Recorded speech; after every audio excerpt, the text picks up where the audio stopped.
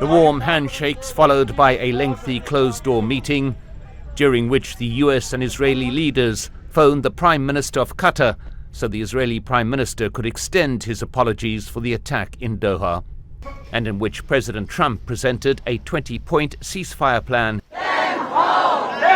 It starts with the now familiar formula: the return of captives being held in Gaza and the remains of those who've died, along with the release of hundreds of Palestinian prisoners being held in Israeli jails.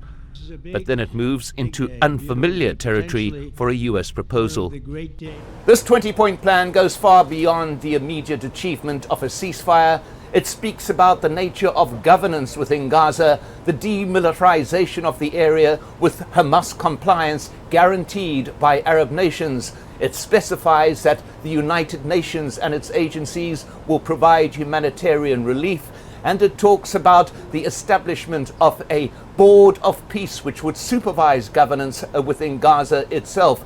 Most importantly, perhaps, in point 19, it says the conditions may finally be in place for a credible pathway to Palestinian self-determination and statehood, which we recognize, it says, as the aspiration of the Palestinian people.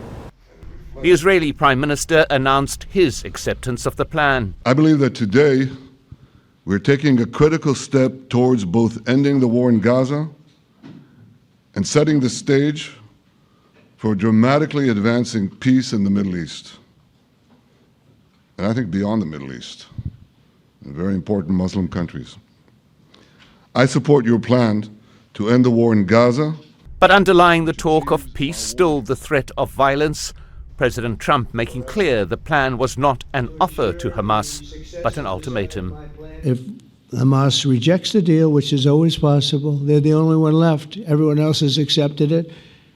But I have a feeling that we're going to have a positive answer.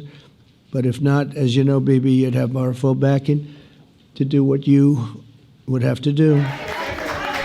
No questions were taken, including that of a reporter who asked whether any Palestinians had been consulted in the drawing up of the 20-point plan. Mike Hanna, Al Jazeera, at the White House. Don't miss out. Get the full picture. Subscribe to Al Jazeera for reliable news, expert insight. Like, share, stay ahead.